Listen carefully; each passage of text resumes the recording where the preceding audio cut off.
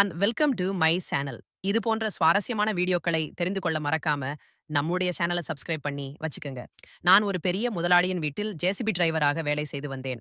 முதலாளியும் அவர் மனைவியும் மிகவும் நல்ல மற்றும் நேர்மையான மனிதர்கள்.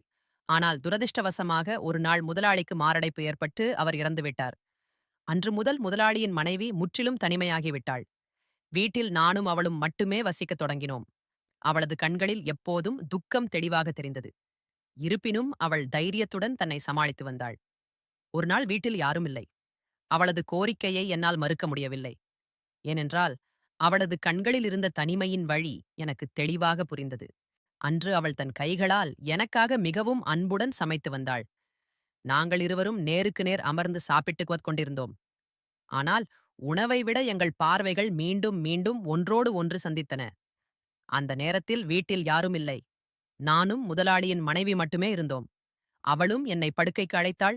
நானும் அந்த அறையின் விளக்கை அணைத்துவிட்டு அவள் அருகில் சென்று அவளது ஆடையை கழட்டினேன். என் பெயர் நிதின். நான் ஒரு பட்டதாரி.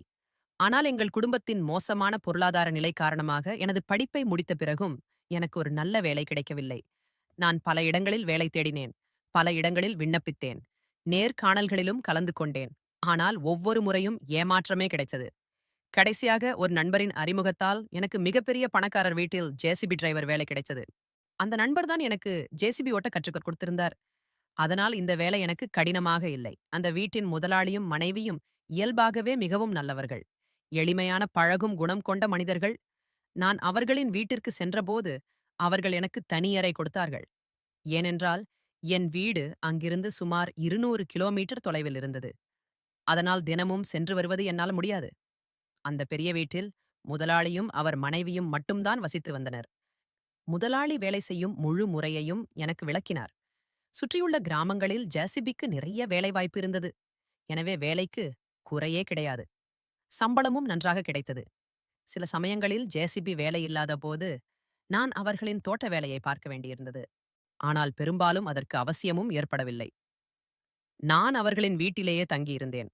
அதனால் எனக்கும் முதலாளியும் மனைவிக்கும் நல்ல பழக்கமும் ஏற்பட்டது. அவள் எப்போதும் கையால் உணவு செய்ய சமைத்து அன்புடன் டிபன் பாக்ஸ் கொடுத்து அனுப்புவாள். அவளுடைய இந்த அன்பு மற்றும் பாசத்தால் என் மனதில் முதலாளி மற்றும் அவர் மனைவி இருவர் மீதும் மிகுந்த மரியாதை உண்டாகியிருந்தது. இப்படியே நாட்கள் சென்றன.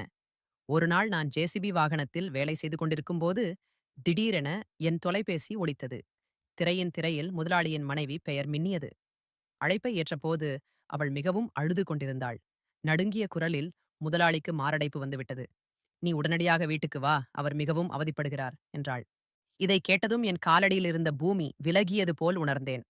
நான் அருகிலிருந்த வயலில் வேலை செய்து கொண்டிருந்தேன். உடனடியாக ஒருவரிடமிருந்து இருசக்கர வாகனத்தை வாங்கி வேக வேகமாக முதலாளியின் வீட்டை நோக்கிச் சென்றேன். அங்கே சென்று பார்த்தபோது முதலாளி மிகவும் சிரமப்பட்டுக் கொண்டிருந்தார். அவரது மூச்சு கட்டுக்குள் இல்லை.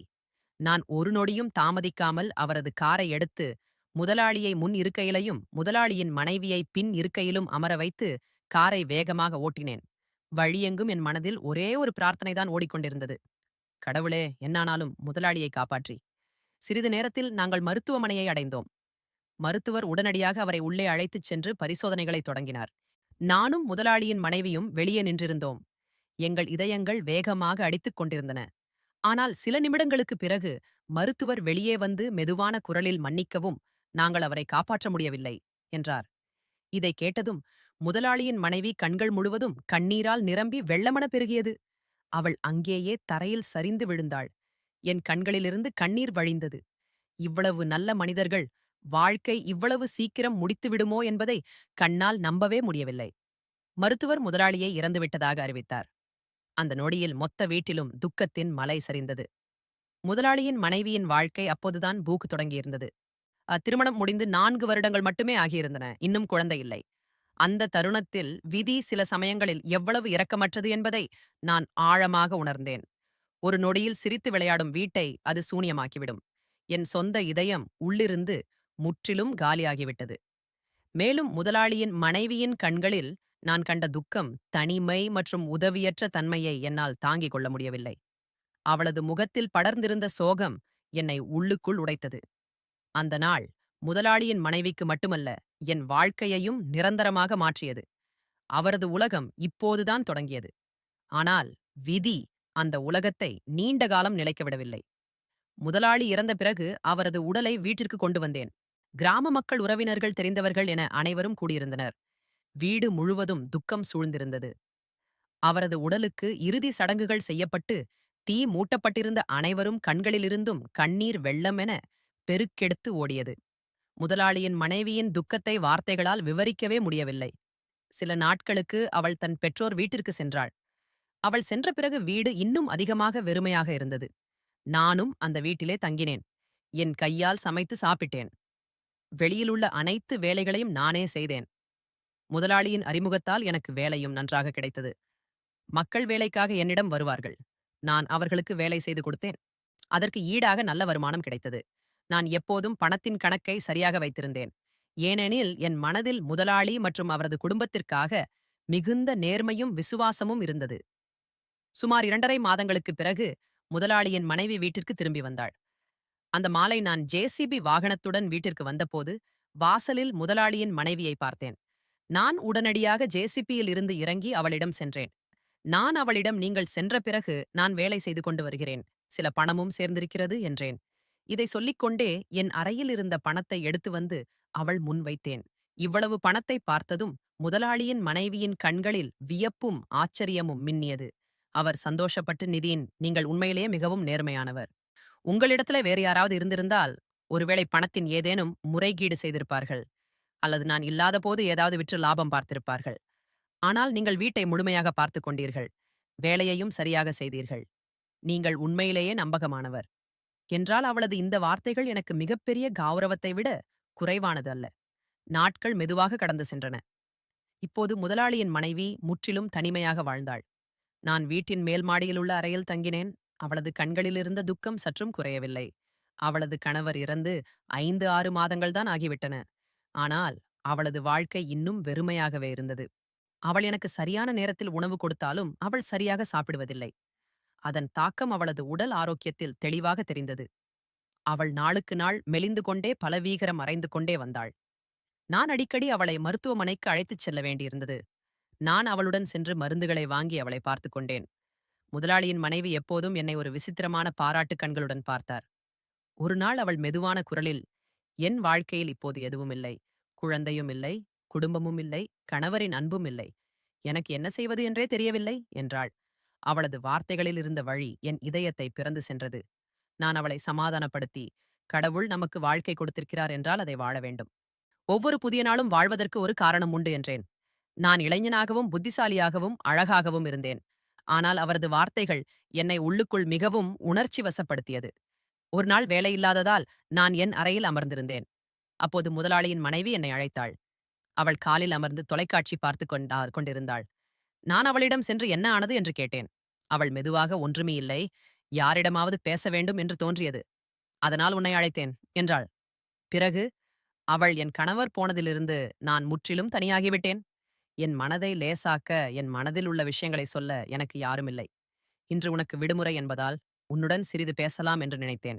இது என் மனதை லேசாக்கும். நான் அவள் அருகில் அமர்ந்தேன். அவள் என் தனிப்பட்ட வாழ்க்கையை பற்றி கேட்கத் தொடங்கினாள். அவள், உன் வீட்டில யார் யார் இருக்கிறார்கள் என்று கேட்டாள். நான் சிரித்து கொண்டே, என் வீட்டில் அம்மாவும் அப்பாவும் நானும் என 3 பேர்தான் இருக்கிறோம். இதை கேட்டு அவளும் சிறிது நேரம் அமைதியாக அமர்ந்திருந்தாள். பிறகு மெதுவான குரலில், அப்படியானால் நீங்கள் ஏன் இதுவரை திருமணம் செய்து கொள்ளவில்லை என்று கேட்டாள். நான் மெதுவாக சிரித்துக்கொண்டே, குடும்பத்தின் நிலை மிகவும் ஏழ்மையானது, அதனால்தான் இன்னும் திருமணம் செய்ய முடியவில்லை என்றேன். என் பதிலை கேட்டதும் அவள் சில வினாடிகள் என்னை உற்று பார்த்தாள். அவளது கண்களில் கவலை, பாசம் மற்றும் தாய் உள்ளம் நிறைந்திருந்தது. அவளது கண்களில் இருந்த இரக்கம் என் இதயத்தில் ஆழமாக பதிந்தது. சில நாட்களில் என் வீட்டில் எனக்கு பெண் பார்க்க அழைத்துச் செல்லவிருப்பதாக அவளிடம் தெரிவித்தேன். இதை கேட்டு அவள் மெதுவாக சிரித்து, அப்படியானால் உனக்கு எப்படிப்பட்ட பெண் வேண்டும் என்று கேட்டாள். நான் சற்று யோசிச்சு பதிலளித்தேன். குடும்பத்தின் நிலை ஏழ்மையானது, அதனால் பெண் எப்படி இருந்தாலும் பரவாயில்லை. ஆனால் அவள் புத்திசாலியாக இருக்க வேண்டும், குடும்பத்தினரை புரிந்து கொண்டு அவர்களுடன் சேர்ந்து வாழக்கூடியவளாக இருக்க வேண்டும் என்றேன். என் இந்த பதிலுக்கு பிறகு அவள் ஆழமாக என் கண்களை பார்த்தாள். அவளது பார்வையில் ஒரு தனி அன்பு தெரிந்தது. ஆனால் நான் தொடர்ந்து பார்வையை திருடிக் கொண்டிருந்தேன். ஏனென்றால் அவளும் அவள் கணவரும் எனக்கு வேலை கொடுத்திருக்கிறார்கள். அதனால் நேர்மையாக இருப்பதுதான் என் மிகப்பெரிய கடமை. நான் உடனடியாக பேச்சின் தலைப்பை மாற்றி அவளை சமாதானப்படுத்தி அங்கிருந்து எழுந்தேன். மெதுவாக மாலை நேரம் வந்தது. உண்மையை கூற வேண்டும் என்றால் முதலாளியின் மனைவி பார்க்க மிகவும் அழகாகவும் இளமையாகவும் இருந்தாள். ஆனால் நான் ஒருபோதும் அவளை தவறான கண்ணோட்டத்தில் பார்க்கவில்லை. என் மனம் எப்போதும் என்னை தடுத்துக் கொண்டே இருந்தது. நாட்களும் கடந்து சென்றன. அவள் அடிக்கடி என்னை அழைத்து பேசுவாள். அவளது மனதின் வலி முற்றிலும் குறையவில்லை. ஆனால் மெதுவாக அவளது வேதனை லேசாகியது. என்னை பார்த்தால் சிரிப்பாள். என்னிடம் பேசி மனதை லேசாக்குவாள். சில சமயம் திருட்டுத்தனமாக என்னை பார்ப்பாள். சில நேரங்களில் நான் அவளுக்கு பிடித்திருக்கிறேன் என்று எனக்கும் தோன்றும். ஒரு நாள் மாலை எப்பொழுதும் போல அவள் எனக்கு டிபன் பாக்ஸ் கொடுக்காமல் மெதுவான குரலில், "இன்று நீ கீழே வந்து என்னுடன் சாப்பிடு" என்றாள். நானும் ஆச்சரியப்பட்டேன். ஆனால் என் மனதில் ஒருவித ஆர்வம் எழுந்தது. இரவு 8 மணிக்கு நான் தயாராகி கீழே சென்றேன். அன்று அவள் எனக்காக விசேஷமாக மிகவும் சுவையான உணவுகளை சமைத்திருந்தாள். நாங்கள் இருவரும் மேசையில் நேருக்கு நேர் அமர்ந்து சாப்பிடத் தொடங்கினோம். சாப்பிடும்போது அதிகம் பேசிக் கொள்ளவில்லை. ஆனால் எங்கள் கண்கள் மீண்டும் மீண்டும் ஒருவரை ஒருவர் பார்த்து கொண்டன. அவளது கையால் சமைத்த உணவின் சுவை அருமையாக இருந்தது. நானும் சிரித்துக்கொண்டேன். "இன்று நீங்கள் மிகவும் நன்றாக சமைத்துள்ளீர்கள். உங்கள் கையில் உண்மையிலேயே ஒரு தனி சுவை உள்ளது" என்றேன். இதைக் கேட்டதும் அவள் மெதுவாக புன்னகைத்தாள். சாப்பிட்ட பிறகு நாங்கள் இருவரும் ஹாலில் அமர்ந்து நீண்ட நேரம் பேசிக் கொண்டிருந்தோம். அப்போது நான் தைரியமாக அவளிடம், "நீங்கள் இன்னும் மிகவும் இளமையாக இருக்கிறீர்கள். அப்படியானால் நீங்கள் ஏன் மறுமணம் செய்து கொள்ளவில்லை? உங்கள் திருமணம் நடந்து 4 வருடங்கள் கூட ஆகவில்லை" என்று கேட்டேன். என் வார்த்தைகளைக் கேட்டு அவள் சிறிது நேரம் அமைதியாக இருந்தாள். பிறகு மெதுவாக, "திருமணம் செய்து கொண்டால் நல்ல கணவர் கிடைப்பார் என்பதற்கு எந்த உத்தரவாதமும் இல்லை. என் கணவர் மிகவும் நல்லவர். அப்படிப்பட்ட கணவர் எனக்கு மீண்டும் கிடைப்பாரா என்பதற்கு என்ன நிச்சயம்? இரண்டாவதாக, நான் யார் என்னை திருமணம் செய்து கொள்வார்கள்?